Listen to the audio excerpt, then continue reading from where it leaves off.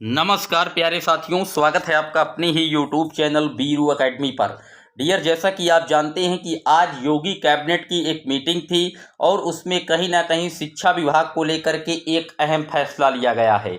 बात करेंगे पूरी तरीके से कंप्लीट एनालिसिस है कि आखिर जो शिक्षा सेवा चयन आयोग के गठन को कहीं ना कहीं मंजूरी दी गई है और योगी कैबिनेट के द्वारा ये एक बड़ा ऐलान किया गया है कि जो शिक्षक भर्तियां होगी वो चाहे प्राथमिक की होगी, उच्च की होगी, माध्यमिक की होगी, मदरसे बोर्ड की होगी या अन्य की होगी, सभी को मर्ज करके एक आयोग बनाने के लिए हरी झंडी दी गई है।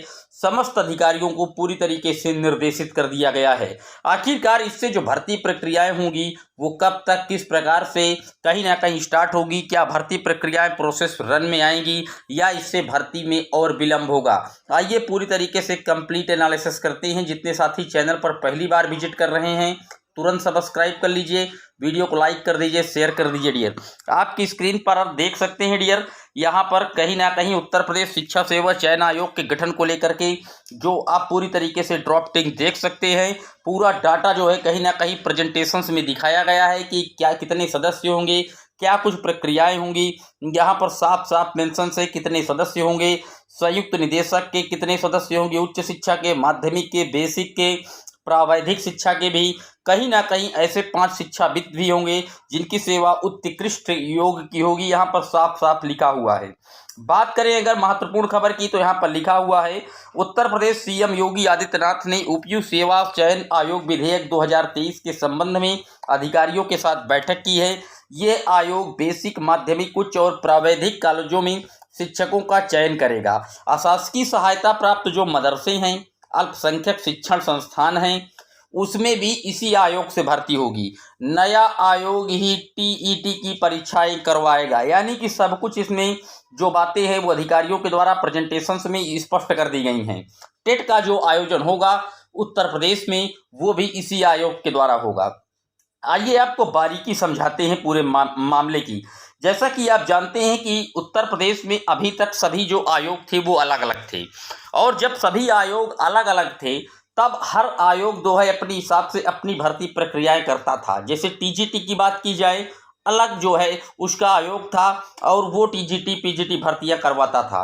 बेसिक की जो भर्तियां थी वो अभी तक कहीं ना कहीं पीएनपी कार्यालय प्रयागराज के द्वारा करवाई जाती थी।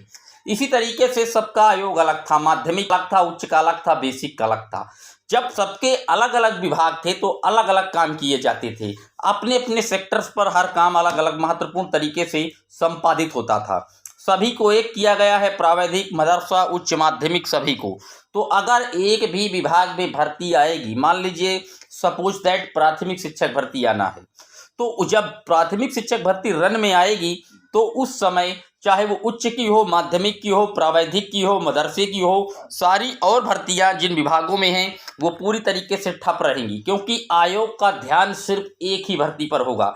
तो इससे कहीं ना कहीं जो भर्ती प्रक्रियाएं होंगी डियर वो और विलंब होंगी। नोट डाउन कर लीजिए। इस आयोग के चक्कर में निश्चित तौर पर जो भर्ती प्रक्रियाएं हैं उसमें अब विलंब होना लगभग तय हो गया है, क्योंकि सरकार का पहला जो मेन मकसद है वो यूपी टेट करवाना है और उसके पहले आयोग का अभी प्रेजेंटेशंस आया है। निश्चित तौर पर इसमें 4 से 6 माह का समय लग सकता है और नियर अबाउट 2024 का लोकसभा का चुनाव लगा हुआ है।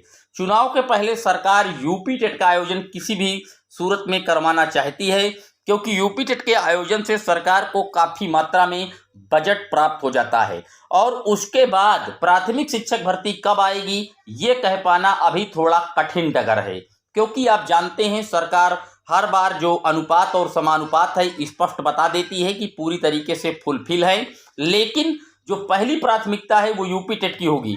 अगर बात की जाए अन्य भर्तियों की तो जैसा कि आप जानते हैं कि टीजीटी पीजीटी का जो विज्ञापन है उसके फॉर्म है वो कहीं ना कहीं फिल कराए हुए 6 से 7 माह का समय हो गया है योगी सरकार को।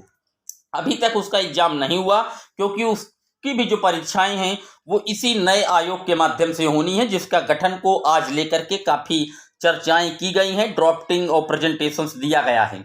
तो यूपी टेट के बाद अगर अगला नंबर टीजीटी पीजीटी के एग्जाम को लेकर के सरकार का मकसद उठाना हुआ तो इस तरीके से एक एक भर्ती को जब सरकार पकड़ेगी तो आप मान लीजिए कि अन्य विभागों में जो भर्तियां हैं जैसे टीजीटी के एग्जाम को लेकर के तैयारियां तेज करेगी सरकार, तो निश्चित तौर पर आप कह सकते हैं माध्यमिक की हो, मदरसे बोर्ड की हो, प्राथमिक की हो, जूनियर की हो, सभी की जो भर्ती प्रक्रियाएं हैं पूरी तरीके से प्रोसेस में वो रुकेंगी और उन पर विलंब होना लगभग तय माना जा रहा है। तो इस तरीके से आप समझ गए होंगे कि जो नया सेवा चयन आयोग गठन हो रहा है, इससे और भर्ती प्रक्रियाओं में निश्चित तौर पर अब देरी होगी। आपका पूरे इस शिक्षा चयन आयोग के गठन को लेकर के क्या आप इसके बारे में सोचें, पूरे वीडियो पर आपकी क्या राय है, क्या इससे क्या फायदाएं होंगे और इससे क्या नुकसान होने वाले हैं, आप लोग अपनी राय कमेंट बॉक्स में जरूर मेंशन कीजिएगा। इसी तरह की सटीक, ऑथेंटिक और कंप्लीट एनालिसिस के लिए चैनल को सब्सक्राइब कर लीजिए, वीडियो को लाइक कर दीजिए, शेयर कर दीजिएगा। फिर मिलेंगे एक और महत्वपूर्ण सेशन में, तब तक के लिए जय हिंद, जय Bharat, love you guys, Vande Mataram.